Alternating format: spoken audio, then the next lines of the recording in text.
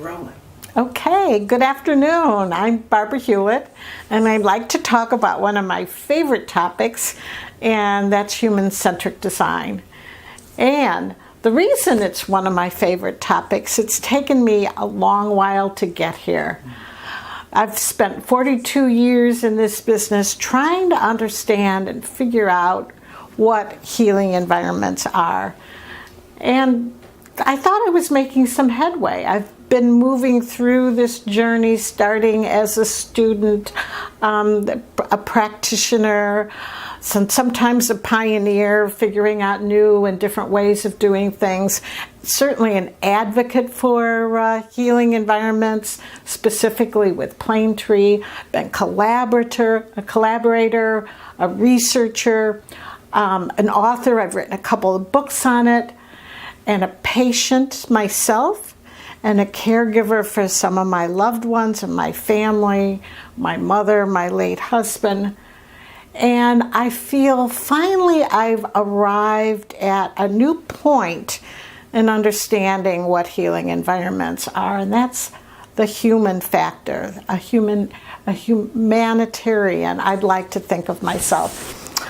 As I've worked through this journey, I've also looked at it through the lens of organizations, specifically Plane Tree that advocates patient-centered design, but also in design organizations, ASID, the American Society of Interior Designers, the Academy of Healthcare Interior Designers, the Center for Health Design, and the Well Building Standards that looks at the components of a building that makes them healthy, and NIH's Committee on Healthy Buildings. So I've been leading through organizations as well as my own personal exploration. But I feel that we haven't solved the problem. Something's failed. What has happened? Why does it continue to happen? I know I must do things in a different way. So what is it?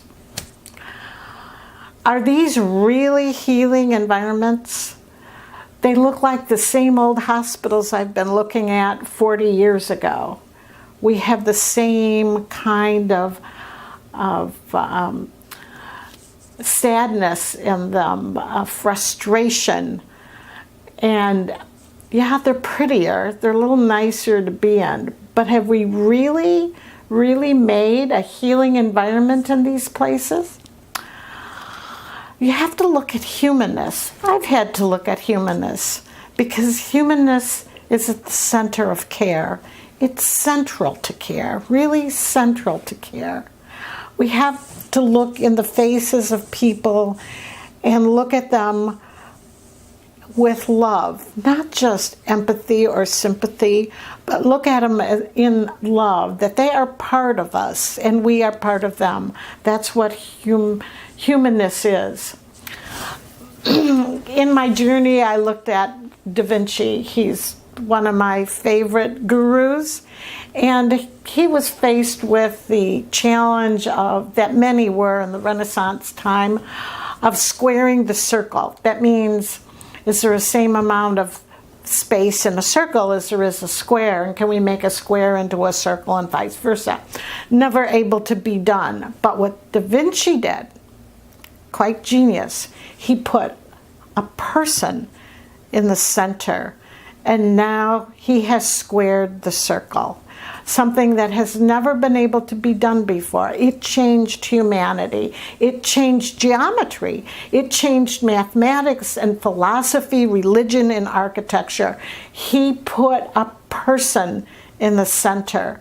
And I think that's what we need to do. That's what human-centric design, it puts the patient, it puts the person in the center.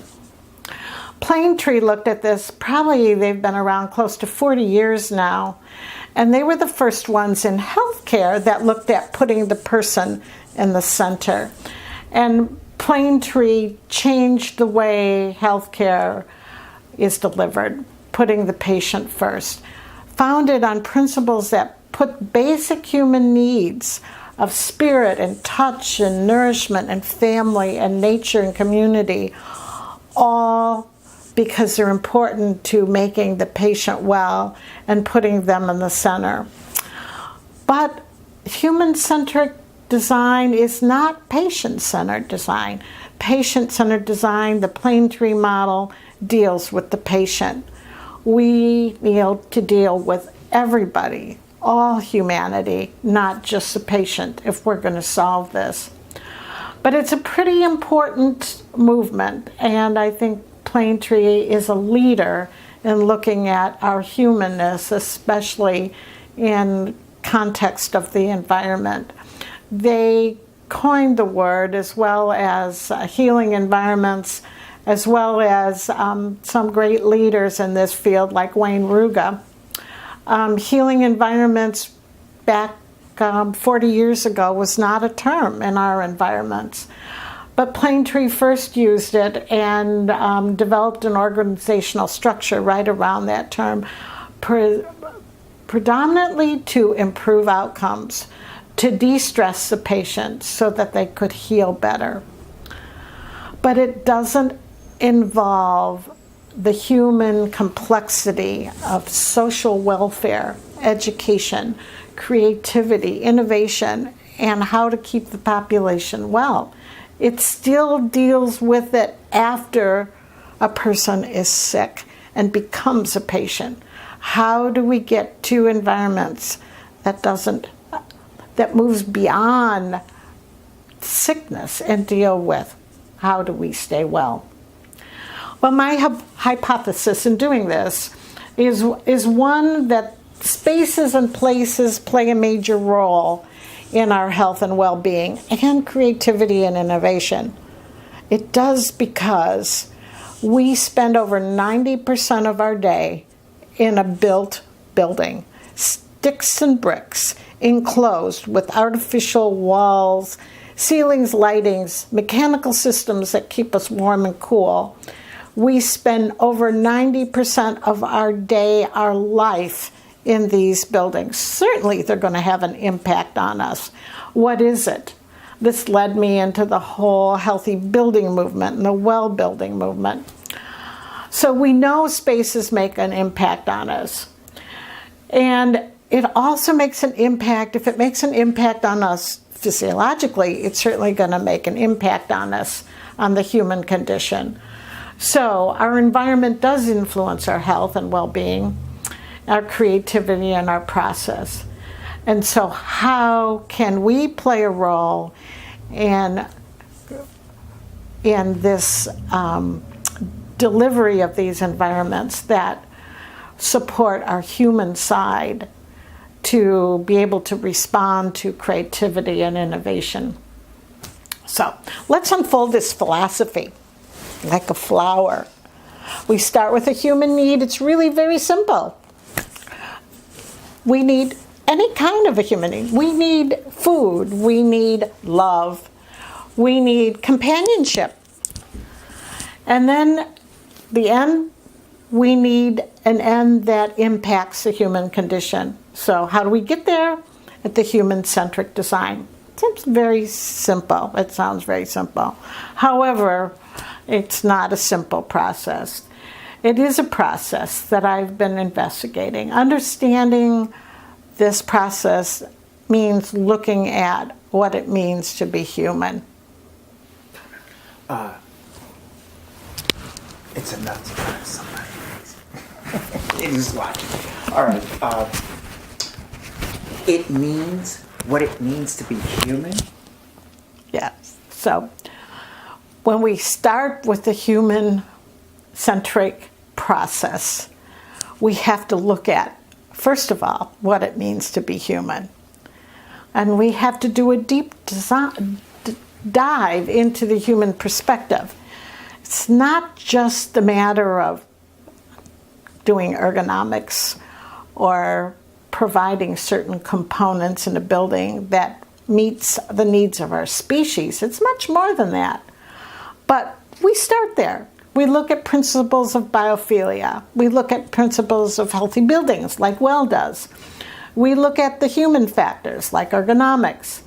But then we need to add the experiential components. What do we need as humans to survive? Not only survive, move beyond survive. We need to thrive. So what do we need as humans to thrive?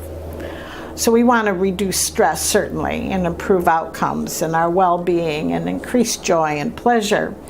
We want to create deeper meaning of place, because this is what we hold dear to our own selves. It's our memories that we have and we share and we enjoy that bring us meaning, and consequently bring us meaning of the place. So let's dissect this a little bit, cut it up. We know that the human-centric design process means that we address the environments. So look at what does it mean to be human. First of all, to be, the science of ontology, is really looking at what it means to be. Human beings, we know from biology that we have a certain cellular makeup. We have a skeletal system, we have bodily systems, we have a respiratory systems, we have all of these systems.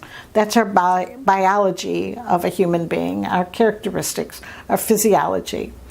Being human is something that is very, very difficult to define. It's never been defined. You can read books on philosophy and religion and humanity, and you will never find a consistent definition of what it means to be human. Never. It is undefinable. And yet, we are human, and we want to know what that means. And then lastly, let's look at the centric piece. That centric is central. So what do we mean by that? Well, let's go back to the ontology piece, the science of being. I just love how Shakespeare said this.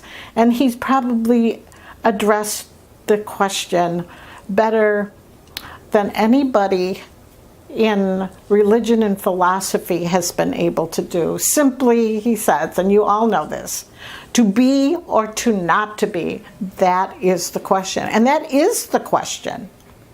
We are looking at being something. And, you know, in Hamlet, where it was first quoted, it was talking about life and death. Is it better to be or not to be, alive or dead? And that gets to the essence of what it means to be human. So what is our human, back to our biology? It's the function, it's our movement, it's our ergonomics, it's what we take in as food and nutrition. It's also light and daylight, and it's a whole aspect of nature, our air that we breathe, and the quality of water. These are some of the very same things that science has used to define endangered species. When they look at a tiger and think it's being on the edge of distinction, what do you do with this tiger? You look at these components of what it means to be a tiger, and is that tiger getting all of those things? Are they getting tiger nutrition? Are they getting their the right environment with lighting and nature and air? Are they getting water? Are they getting air? Are they able to move in the way that tigers move? So they're looking at the physiology of the tiger and providing that environment so that tiger can thrive and replenish itself. So we need at least to look at that component, which we do, and we do a good job at it. But what does it mean to be human? This is where it gets fuzzy, because this is about emotional things. It's about empathy. It's about the potential for greatness, to achieve greatness. It's the capacity to understand good and evil and our behavior and what our behavior does. How is it impacting the good of mankind or the evil that lurks in the world? What about the spirit? What is the spirit? even if you're atheist, there's some kind of energy that we're dealing with as spirit. Our belief system, humans have a belief system. Even if they're not spiritual, they believe that we don't need a spirituality or a God to be human. But it's still a belief. It's a belief that humans have part of them. It's empowerment. The empowerment to empower others or to be empowered yourself.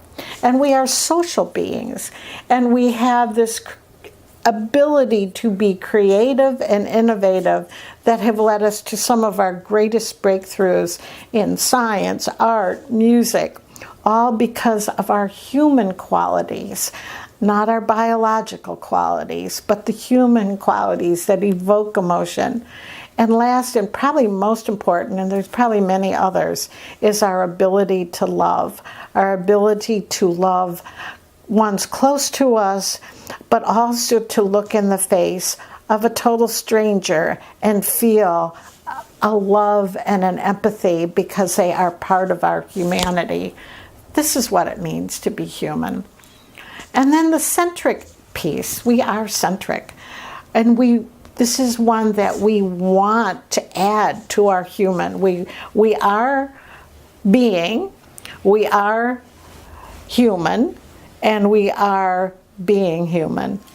But now we need to put all of it in the center. And we put that human in the center, just like Da Vinci did, in squaring the circle, needing the human to square the circle.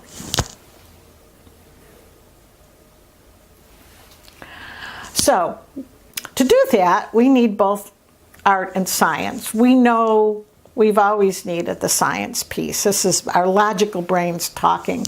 We need the rules, we need the formulas, we need to know, just like with the tiger, what it needs to have to survive and thrive.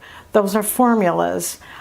And what we're adding is we need the art.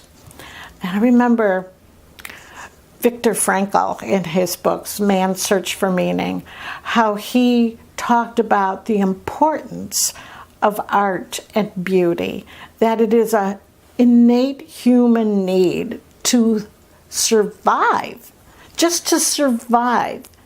He talked about his time in Auschwitz when a prisoner would give up their daily ration of a crust of bread to be able to go out and see the sunset for the day.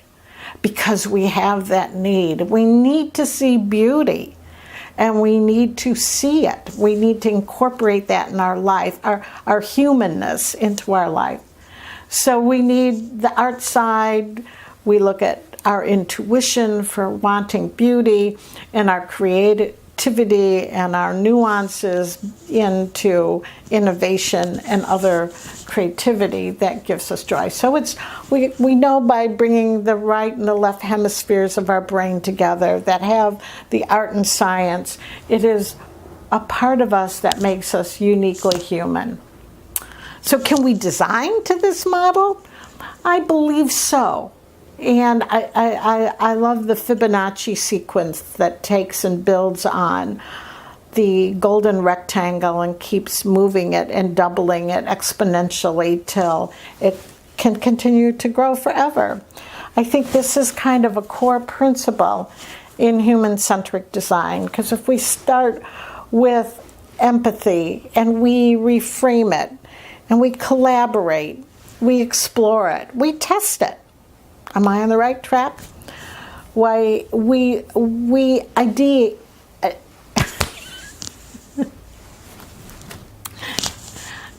Start back from we. Okay. The we's. We have an idea. We test it. My mind went blank. It's okay. Take 5. Okay, we're rolling. So now push that and then start from there. Okay. Well, after these questions, I want to look at, can we really design in a human-centric way? How do we do that to be able to think differently? And I thought about that in the journey, the design journey, and looked at it compared to my own journey. And looking at it in terms of the nautilus or the Fibonacci sequence that keeps doubling itself as it grows and grows and grows. And the growth is exponential, much like I think human-centric design is. Because as we know, no one can really define what it means to be human, because it keeps growing and changing, and it keeps bringing more things in and pushing other things out, because it's continually changing. So how can we design? Well, if we use the same principles as we see in the Fibonacci sequence, with the small little golden rectangle that starts with love, compassion, and empathy, the very humanness qualities, and we look at that and we reframe it, we take deep dives, we go into it more, we look at it, we collaborate with other visionaries to see what they can bring, what they can add to the process. We explore and then we test, and we take all these things until we come out with an idea.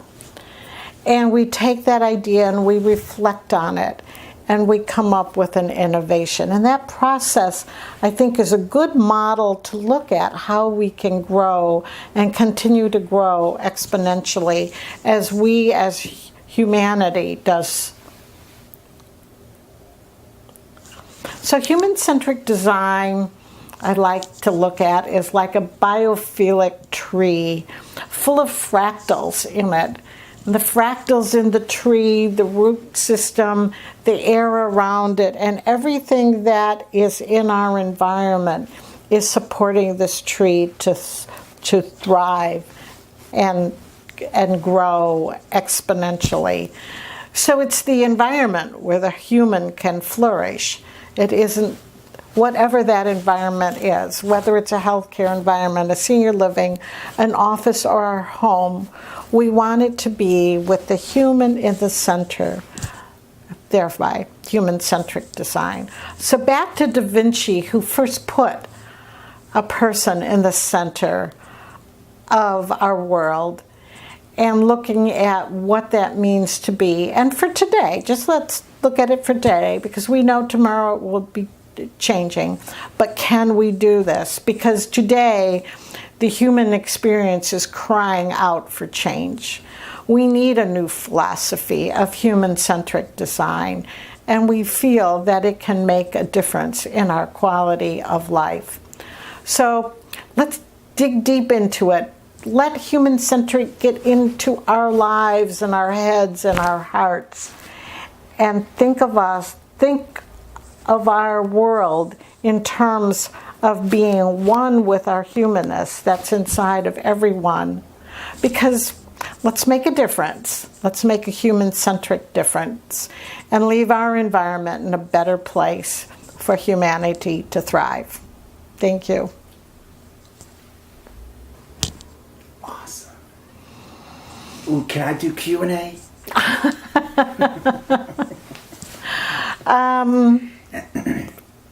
As part of this? Sure. Talk a little bit more about the Fibonacci?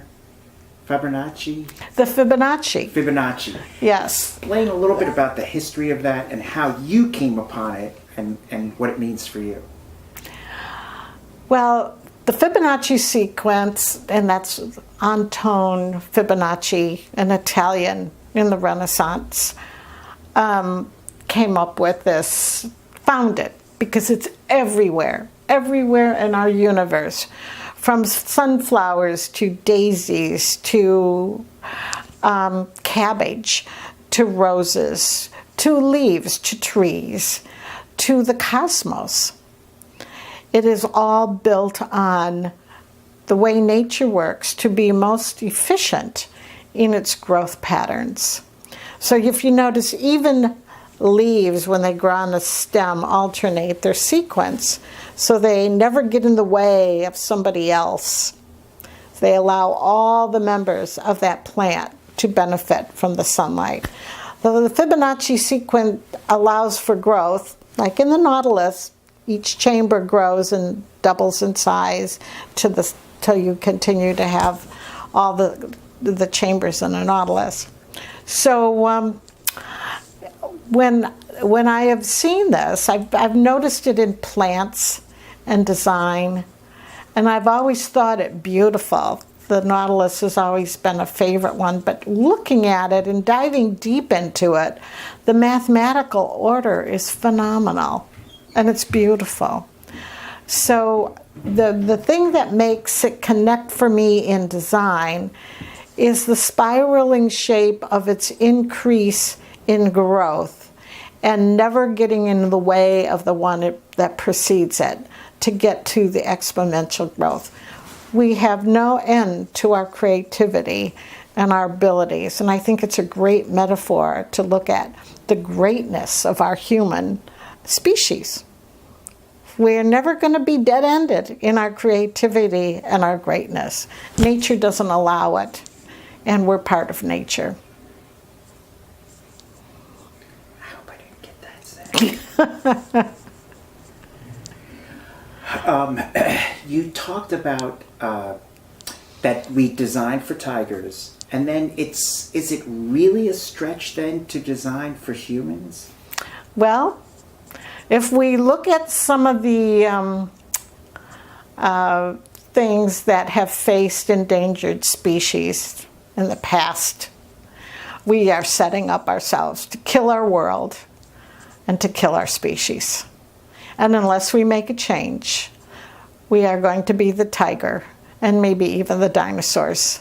And we're destroying our planet. We're not working with nature, and we're not working with our immediate own species. We're killing off our own people. We are loving only the select few. To really to design for humanity, we can't do those kinds of things. It's like cutting off our own hand and saying, I don't need that hand. I'll just get rid of it. It's in my way. And that's what we're doing to our own species.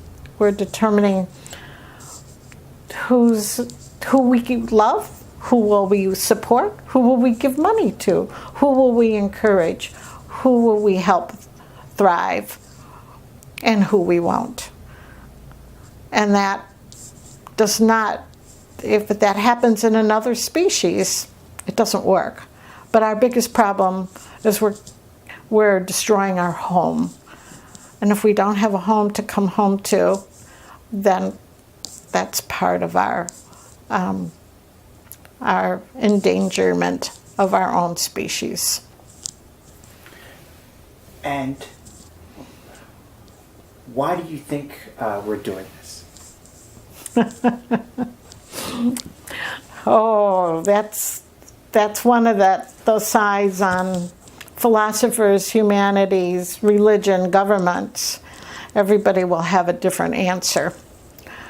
I think one of the reasons, and maybe the easiest to deal with, is we just haven't gotten there yet. We haven't evolved far enough to know what we're doing. We're still babies in the sandbox and not realizing the dangers out there and what we're doing. I'm hoping that's the reason. I don't want to think of the other reasons. Talk a little bit more about Da Vinci and placing the human in the square circle.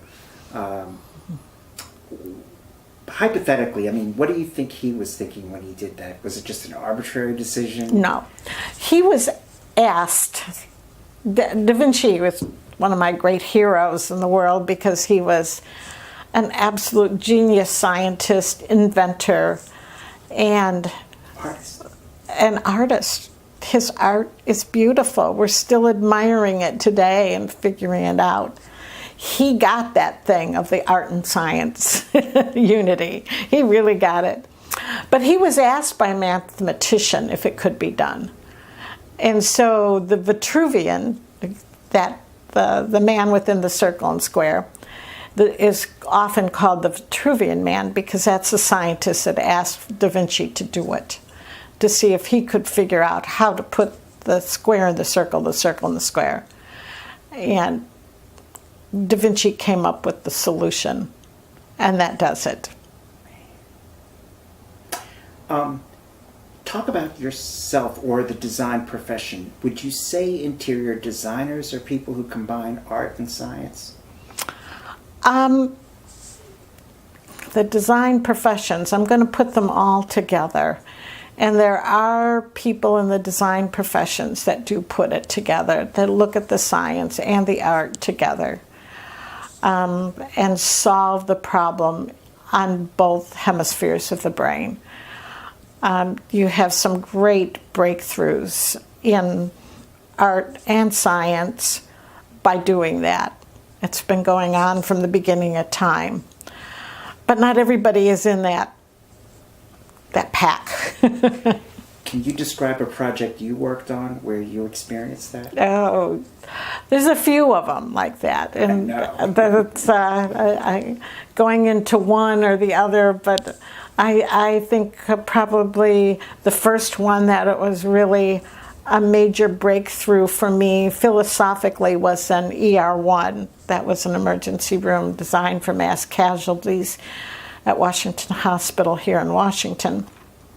Another one that we did using fractals was that we looked at the art and science mathematically was at Fairfax Merrifield Center, which is a environment for mental health. And currently we just finished this a few months ago, called the Mind Lab, which has taken it to its peak in not only the arts and science, but using the Fibonacci sequence to design the room, to create the geometry, to leave the building geometry aside and make a new geometry of which would encompass it became a stage set, if you will, where people acted out their script for a function of what they were trying to accomplish, and it could change. It's the first design I've ever seen that we did that is alive in itself. The design of the room is alive. It has its own personality. It changes and grows every day with the occupants in it. It's like something that has its own biology, and so it's an incredible project. Oh, that was really good. Go back to ER1. What exactly did you do? Would you say where you combined art and science? Well, we had a number of science challenges. It was designed for mass casualties. It was designed to flex between a standard emergency room and a 9/11, and to be able to accommodate all types of conditions. So that was the science part of it. How do you design for the humanness of when people need to be in an ER? And we used fractals as a geometry, nature-based geometry that allowed us to get rid of hard edges, because hard edges are angry. And it allowed us to get rid of those hard edges and to make an environment that could be based on nature. And although you can't do a lot of decorations and water elements and things like that, you can get rid of hard edges. And then that project became a research project, and it evolved in 3 phases, each being completed separately and able to take what worked. It became a test bed. Fantastic research project, where we could take what worked from the earlier project and put it into the next project, leave aside the ones that didn't work. That was kind of debris. And then grow from there into the third project. So we were able to accomplish some really phenomenal things. And the the owner was quite visionary in allowing us to make those explorations. Very exciting. Sorry. When you say you used fractals, what are you talking about? Can you explain that?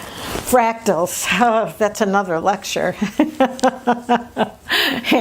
And my colleague Brian loves to talk about fractals. He's got a great presentation. But fractals, in a nutshell, I'll just go down to the basic level. It's organic geometry. We're taught in school Euclidean geometry. Squares, rectangles, circles, triangles.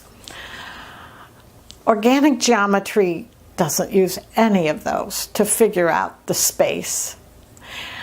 And with the advent of the computer, it has allowed designers, great organic designers like Frank Gehry, to do these crazy twisting and shifting forms mathematically and know that structure can support it. Not only structure can support it, it works better. And so that's kind of the basis we're talking about. We're talking about organic geometry, not relying on the traditional geometry in school. And what's really exciting, I now understand that some schools, grade schools, are actually teaching organic geometry because it's possible to explain it on a level that we can see, like on the computers. We can see the results of what organic geometry is. So it's very exciting. I think the design world in another 20 years is going to be a different place. I think so much of it's going to be based on organic geometry, just because it's more unison with nature, it works better, it's structurally more sound. We've just never had the tools in our hands to be able to figure out how to do it. Nobody ever told us we could do it. And that sounds consistent with virtual reality. And in your lecture, you had said we need a new breakthrough in design. We need a new paradigm, if you will. But you just said it was probably going to be organic. Probably, I would suspect. Geometry, yeah. And because humanity is organic. We keep trying to say, oh, we're better than, but we're not. We are organic. We're humans. That is part of the nature-based world that we are and that we live in. And we work better when we're in harmony with nature. Everything works better. Our health, our happiness, our wellness. And when we toxify our bodies and our minds and our spirits, it makes us sick. We can't continue eating all the junk and having toxic chemicals in our building products, in our food, in our life, in our world, without getting sick. We're going to have to understand someday, soon, that we need to be in unison with nature if we're going to survive as a species. And so I kind of hear you perhaps saying that the rise of so many of these nearly epidemic diseases that we see, like cancer and dementia and ADD and a lot of the psychological issues, which some civilizations like India or the Native Americans or even pre-Europe, I mean, there wasn't really a job for a psychiatrist or a psychologist, or there may not have been cancer that we know it today, this kind of organic growth that comes from somewhere. So is that what you're saying, that these are the byproducts of our... I believe so. I don't have all the data to support that, but I certainly believe that to be the case. And I think we're seeing it on the fringes. NIH is...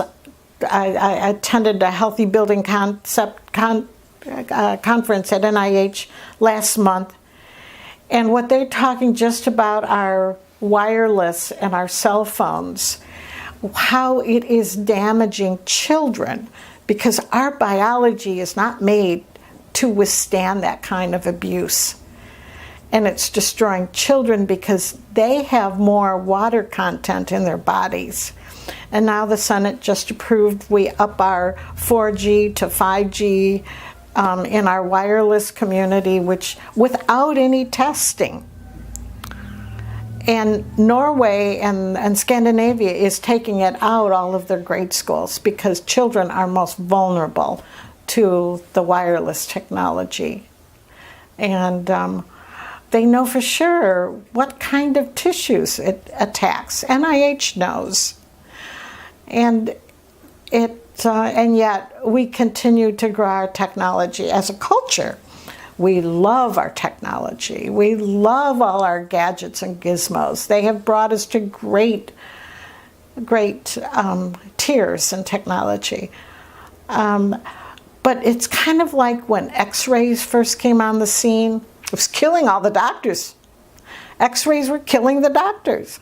And the doctors figured that out and said, we got to stop killing our doctors. Let's find a way to do X-rays and make them safe. And we have safe X-rays today.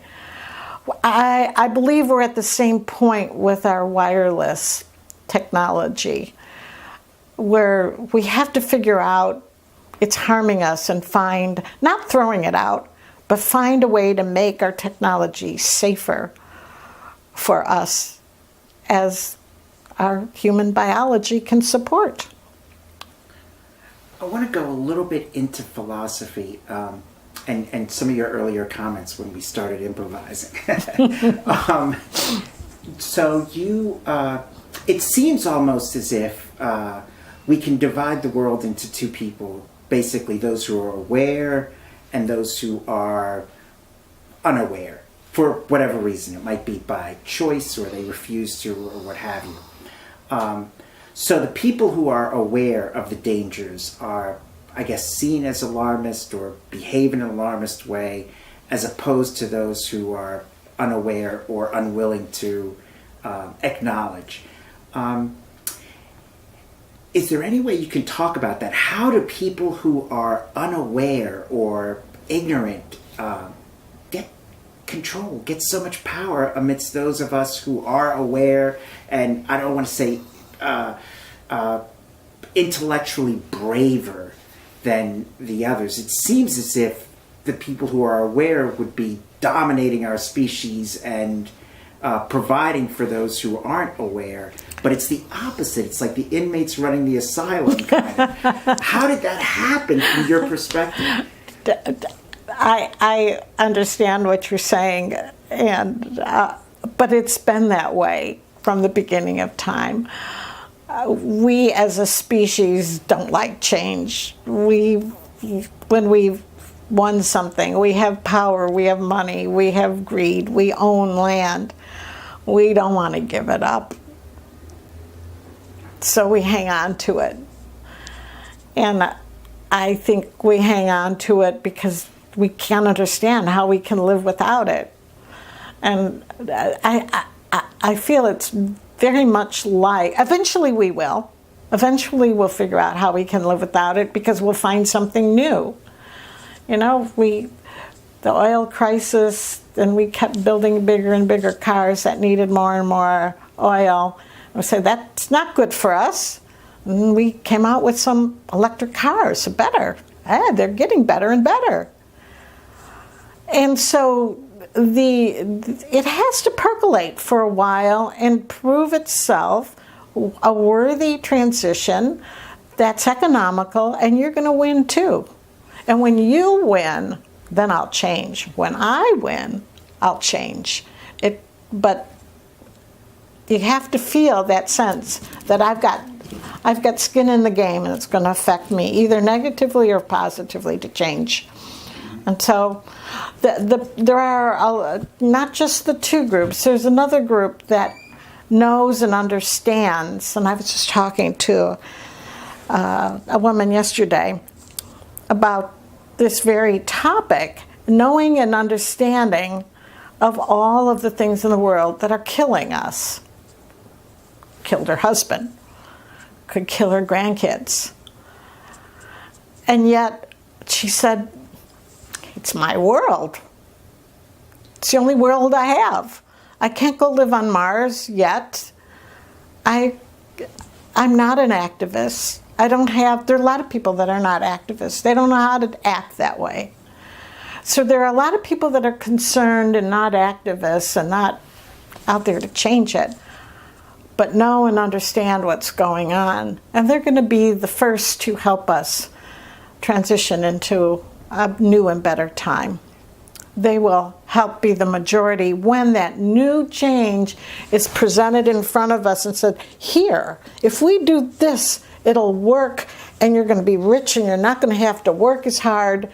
But until that is presented to us, we're not going to change. I don't believe. That's my personal theory, just from looking at changed civilizations in the past. You have to be handed another option. And then the people that are trying to figure it out are already there. They're looking at it and they said, but sometimes when they figured it out, there are glitches in it. And it may be harmful. It may be even more harmful than what they have on the table today. So like that nautilus that keeps growing exponentially, we're caught in that. We are growing exponentially. And we keep moving to new growth. Nobody is cutting us off. The possibility to be innovating and creative is part of our nature, our human nature. We will figure it out. There may be some detours along the way. My only hope is we figure it out before we kill our planet and kill our species. I know. There may be less of us here to figure it out, but yes. We'll figure it out. Yes. All right, and last two questions. All right, so you to go back to the issue of paradigm shifts, changes in thinking, can you reflect on your career as a designer and what are some of the shifts you've seen from day one in terms of thought? You can just hit 3 or 4 of the big ones, but... Okay, those big ones are big in my mind today because they have shifted me on my thought path that I was on, and I said, problem here. And one of the first ones in my professional life was I was presenting to a board of directors at a hospital, a design project. And I used the term, I'm going to use color balanced light and color. That's going to be in the project. And one of the board members got up and he shook his hands at me and he said, don't you dare talk about that California stuff, he called it, unless you have the proof. So his question and his challenge to me, why are you proposing color balanced lighting and color balanced color palette? Why? Because you like it as a designer? Are you saying it's good for me? Give me the proof. When he said that to me, I took it to heart. I had no answer for him at the moment. But it took me another probably 10 years before evidence-based design came about. But I said, that's what he's talking about. The proof as to why we do and we think these things and why we're proposing things. So I think the whole evidence-based design movement was very successful in getting the design world to think about the causalities of what they're doing. And design used to be very prescriptive. There was no reason to look at causalities. You do. The design process was... No, okay, go ahead. Design is very... So the causality of the why gave birth to the evidence-based design movement. However, it's dead. Evidence-based design is dead. And you know why it's dead? It's because evidence-based design became prescriptive, just like the old way. Initially, it was exciting and looking at new hypotheses and testing them.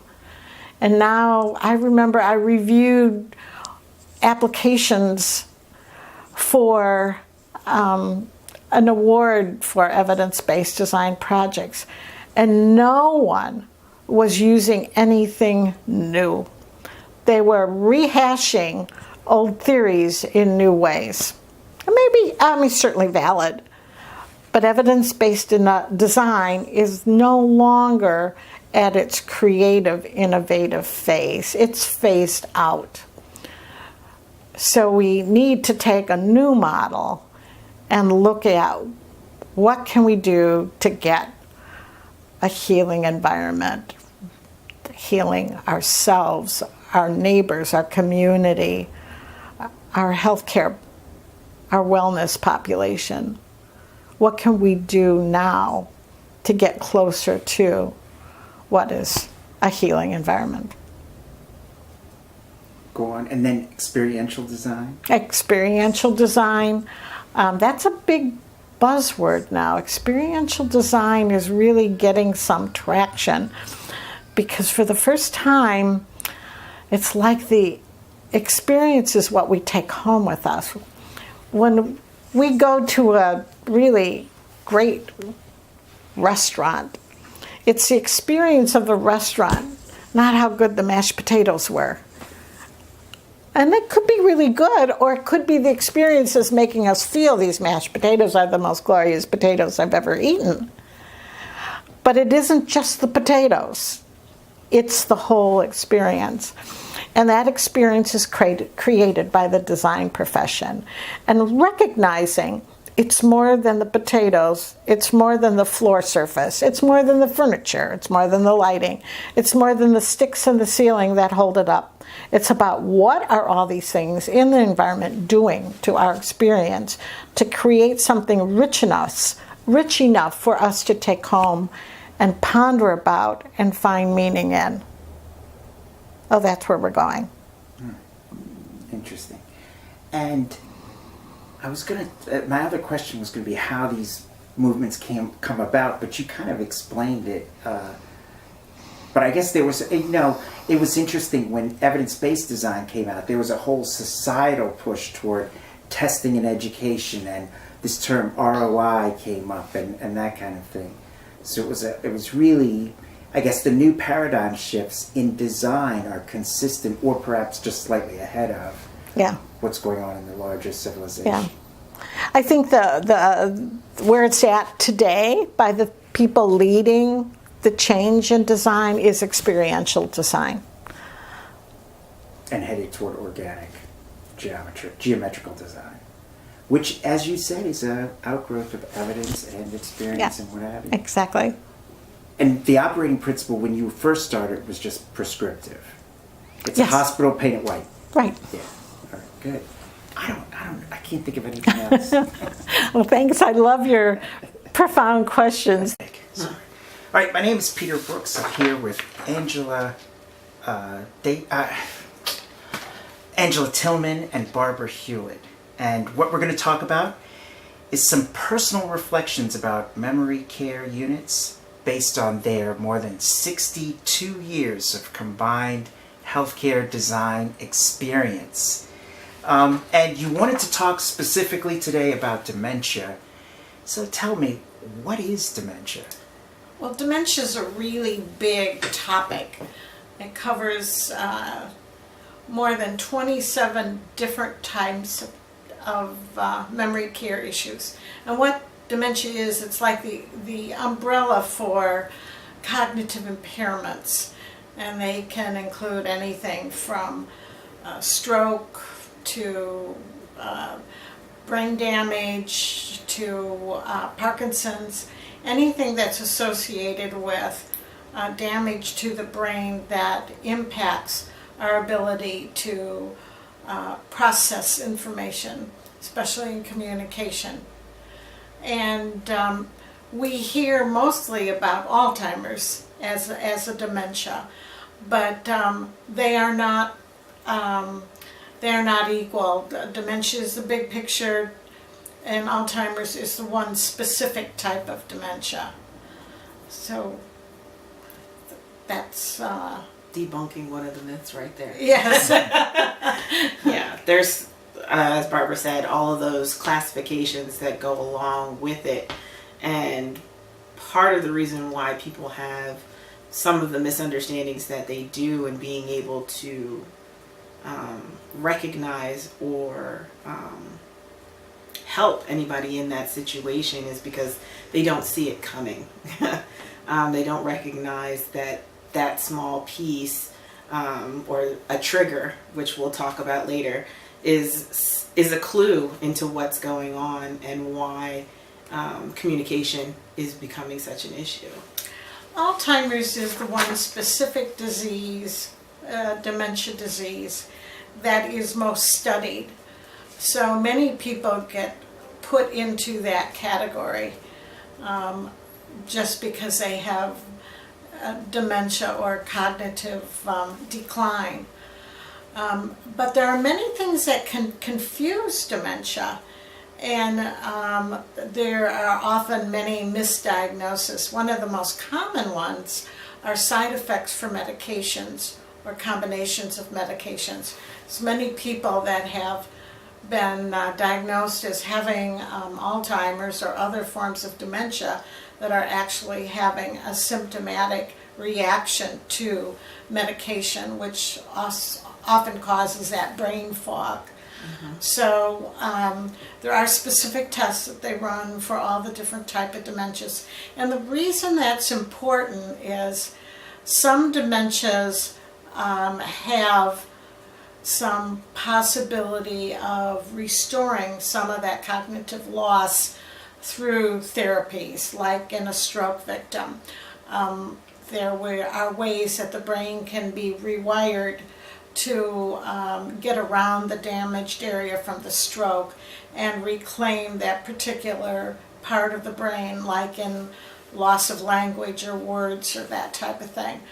But the most dementias that are acquired in the elderly are not reversible or revitalized. So then those types of cognitive impairments are something we need to work with as is. Good. You mentioned debunking myths. What are some of the misdiagnoses and other, myths that may regard diagnosis? Well, another one is with Parkinson's disease, and we typically associate it with the tremor, the Parkinson's tremor. And not all Parkinson's comes with a tremor. Some people do not develop those tremors. But one of the common symptoms of Parkinson's is delusions or seeing things that are not really there, hallucinations. And this is a combination of the disease itself, but also some of the medications used to treat Parkinson's. So if you know your patient has Parkinson's, then knowing some of the outcomes and symptoms of that particular disease are useful in being able to communicate with that person. Yeah, I think one of the things that I find to be, and we were talking about this, Barbara and I, maybe a week ago, that one of the things that was really tricky is that as a caregiver or a person, a first responder, if you will, when you see an incident with somebody who possibly has dementia, it's hard to adjust to making a change to saying, is this person? And we gave some personal examples, but a lot of times a person with dementia, when they lose this ability to be able to communicate what's going on with them. And so the reaction tends to be aggressive. And a lot of times that aggression is all you get to. Nobody sees anything past that. And a lot of times, if you have the knowledge of where that is coming from, because you know this is kind of out of character for this person, then you can start to see like the steps that get you to an actual diagnosis. And that can be really tricky because, like I said, if say a spouse is frustrated because there's a change to their schedule, and you haven't seen any outward responses that would suggest dementia, they might respond by punching something or breaking furniture or something like that, which is out of character. And you just might be scared and respond in a negative way, which only aggravates the situation. So those are things that, when you have that knowledge up front, you can kind of mitigate some of those difficulties that you'll be able to see and get the proper diagnosis from doctors and so forth. Mm-hmm. My mom had Parkinson's, and I remember an incident in a museum that we were walking along and she started screaming and pulling at her clothes, and she said a big spider went down her dress. So we immediately went to the restroom to find the big spider. There was no big spider. She was in the early phases of Parkinson's and the hallucinations. That is one of the characteristics of the disease. I didn't know was part of that disease, so we were looking for a spider that wasn't there. Once you know and understand that this is a symptom of the disease, you can work with the outburst or the trigger itself and mitigate that to some degree. What is a trigger? Oh, fun stuff. We had a long discussion about this.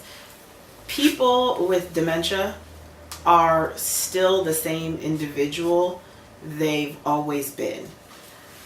When they start doing something that's out of character, it's because there's a lack of communication. In just talking to Barbara, my son has autism and extreme ADHD, so I've had to take communication classes to be able to speak to him in a language that he understands. And so triggers are environmental pieces or situations that will cause that frustration.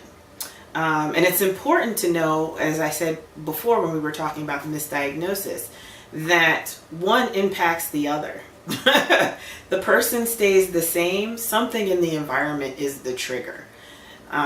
Very rarely are you going to see an extreme personality shift in a person. You're going to see an outward response to something they can't communicate to. And essentially anything that's that outward response that causes that response, that's a trigger. Can you give some more examples of triggers? It might be better if you gave a specific dementia one. But, sure. Triggers are, as Angela mentioned, an environmental factor out there that to normal people does not impact. And it's with a person who's either has this cognitive impairment that gets themselves backed into a corner that they need to deal with, and they don't know how to deal with it in the way they used to do it. So then there's some kind of outward behavior against it. Sometimes a common trigger, there are common triggers, are looking for something, looking for a person. It might be the time of day that they're looking to have dinner with their spouse, and they start wandering down the hall and they can't see their spouse. They can't communicate that they're looking for Sarah. They just keep looking and looking and looking. They may open doors, they may open closets, they may go into rooms, they may open drawers. Commonly associated with wandering, sundowning, But it is a trigger, and only they know what's in their mind of what they're looking for. And they can't communicate. I'm looking for Sarah. I can't find her. Where is she? Or I'm looking for the telephone, or I'm looking for the bathroom, whatever they're looking for, and they can't find, and they keep searching and searching and searching. This is a very common condition with people with dementia, primarily in Alzheimer's patients. This is a very highly studied area with the Alzheimer's patient. They're contributing to wandering. Yes. And it's important to remember that it's something that they remember. It's also something they remember. It's important to remember that this is something that they remember, and they're reacting to that. Like, I know how to go to the bathroom, but they get up, they go to do it, and then it's like, I don't know where the bathroom is. Okay, I've got to the bathroom. Which piece am I supposed to use? Where do I go to first? And you can start to see these levels, these steps to building up that frustration, and where the communication becomes a drop-off. Good. Why do triggers happen? I think we talked about that a little Yeah, bit. It's always an environmental factor. Environmental. Something outside of who they are. Yeah. Also, some triggers are just in the things around them. They're a person that is sitting in their chair, or they think is their chair, may be a big trigger, and they may go and have a argument with the person to get out of that chair, and it's just they're thinking that's their chair. Some triggers are good triggers, like having art in hallways. Some people will stand and look at that art and create a whole new engagement with a picture on the wall that may have a mother and a child, and say, that's my mother, that's me, and have a conversation with it. Other triggers are animals, good triggers, that they want to pet them, they want to hold them. In memory care units in many facilities, it is stage set with articles of hats, clothing, jewelry, that they can remember things with. So not all triggers are negative, and we can use triggers to offset a negative behavior and move them away from one thing and towards another. Our favorite one is the MetaView project, where as designers we did a senior living facility in Iowa, and one of the kickbacks that we got back from management was an outhouse that we put in an atrium area, and it was very clearly designed as an outhouse. And the argument was it's kitschy, it doesn't look right, this isn't really going to work, and we fought to keep it in. And literally one of the visits we had after the fact, the owners came back to us and said, you'll never believe it, but they understand it. And the residents would come up to people and they'd ask questions, and then they'd be like, oh, I have to use the bathroom. And somebody would be like, well, let me show you. And they'd be like, I know where it is, because they recognized the iconography that went along with it. I will say it's important, though, that when you use iconography like that, it has to be in the correct time frame. I think that's a misunderstanding that comes around a lot, too. Dr. Petrozak mentions that when you start to, your neural pathways are the deepest when you're in like your teens through your 20s. That's why like your friends in high school and college are your friends forever. But what happens is so your present memories go away faster. But in any person, if you can find that trigger that connects to that, I'm 22 again, they will always be able to go back to that until the disease takes too much of that portion of their memory.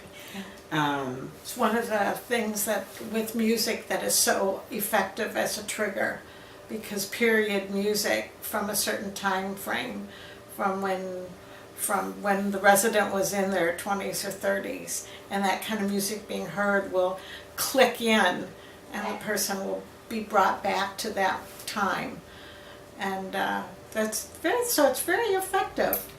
Yeah. So, what is meant by meaningful in the world of dementia? I think that's what we were touching on there, looking at that cultural dynamic. You can't, give a person from New York who grew up in the 1950s the same thing that you give a person from California in the same time frame.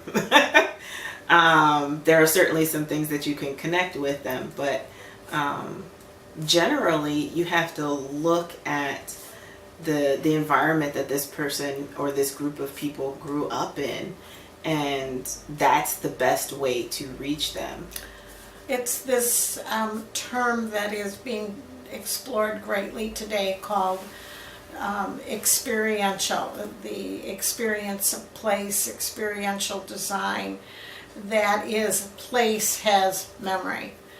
And when you're working with dementia care and memory care, the more that you can tie the experience into multiple components, such as things, places, music, sounds, anything sensory. Yes, it puts it in the terms of experience, which links to memory. Because the whole reason we enjoy the experience is because it's a remembered experience. And so that is part of the what our design process is trying to engage in the experience to link to memory to promote a behavior. So they go in a kind of a cyclical approach.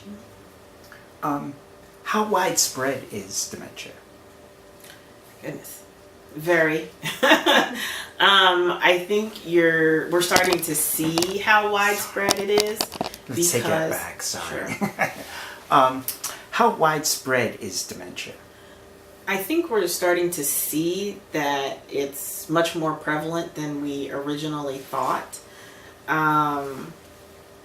because as we get to points where we're able to understand what's happening with a person, we're able to see those stages a lot sooner right now. Also, as Barbara said, we are very focused right now, particularly in the healthcare environment where you're going to see it the most, on this concept of experience and how you feel going into a space. I mean, hospitals are turning into hospitality spaces more so now. And that's, with that trend, you start to see the changes that affect people as they enter these different places. And so you see those outcomes where, what you start to see, because we've created these new triggers, you start to see those different outcomes in people. So I think I don't want to say it's on the rise, but it's much more in people's vision. And I feel that the medical world is making greater links to certain causalities of dementia, specifically head injuries now are being identified with later in life of cognitive impairment. Mm-hmm. It may not happen at the time of the injury, but later in life that link is being made to dementia and various cognitive disorders. And certainly drugs, medications is another one that we still don't have a full understanding of what's causing this particular change in the brain. But and the brain's a brave new world out there. It's being looked at in many ways, but cognitive impairment, dementia, Alzheimer's are specifically Alzheimer's, is very much part of our world today, and finding ways to live with that, have better experiences, not only for the person with it, which is usually fairly good. Their quality of life and their remembrance, they're not even aware of what they don't know for the most part, and can be very happy and feel very productive, especially if you have a very sensitive caregiver who understands that this particular thing is going to set them off. So we're going to avoid that. We're going to not have that. How seriously should we take dementia? Very. There's just so many implications when something like that is ignored. If you think of it even just from a sense of dignity and humanity, to be a person, any person who's going to age, who's going to experience some level of frustration about things they can't remember as they get older, it becomes an issue of quality of life, and that's, you always want to improve on that. So, and I think it's really important for the caregivers, if they're caregivers in institutions or at home. I know my late husband had Alzheimer's, and we dealt with it for a couple of years before he passed. And after I realized there are triggers and what they are, there was so much I could do to improve his quality of life, which in turn improved my quality of life. And it gave him meaningful stuff to do. He was a great photographer. He loved photography, and architecture, of course, was his profession. But I would give him a box with old photographs in it. He worked and sorted in that box for months, reliving memories attached to those photographs. And it was just a big box of loose photographs, and that gave him so much pleasure. That was meaningful to him. Wouldn't be so much to somebody else, but for him it was meaningful. Why? All right. Why do you care about dementia? Piggybacking off of Barbara's story, being a caregiver is hard. It is tough work. Yeah. It is stressful. It is painful. You lose sleep. You lose your quality of life so much. And you don't get a break. You don't get a break. It's a constant. It's in every day. And So finding those moments. finding things to make more of those moments, and to have able to enjoy that person. Because like Angela said at the very beginning of our discussion, that personality, that attitude that you come with is yours until you leave. And if you can keep that attitude in front of you, the attitude that you enjoyed, that you loved, that you cared about in this person, front and center, then the strange little things they do here and there are not so much a bother.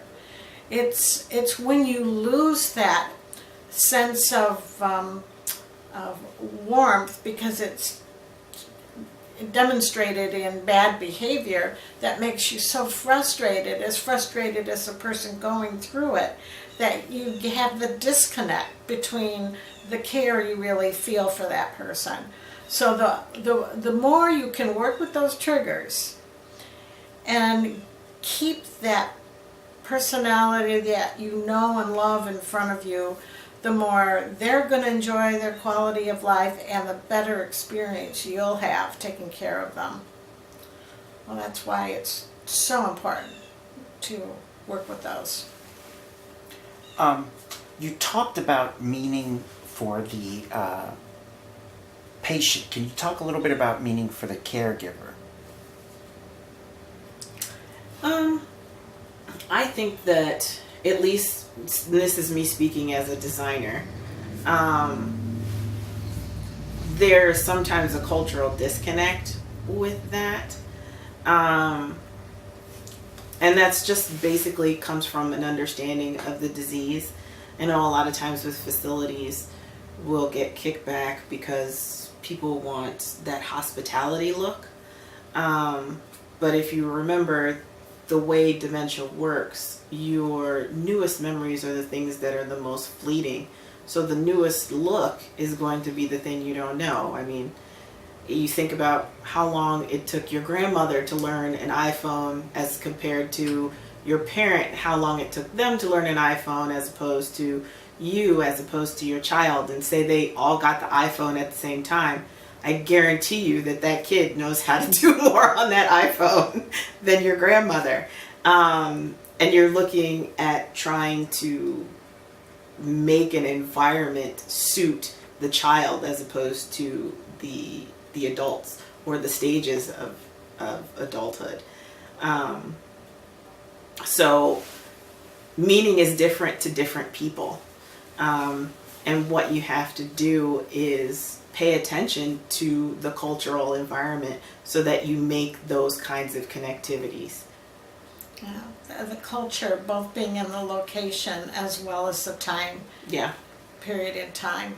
Those are both connections that that person really needs to connect with and experience.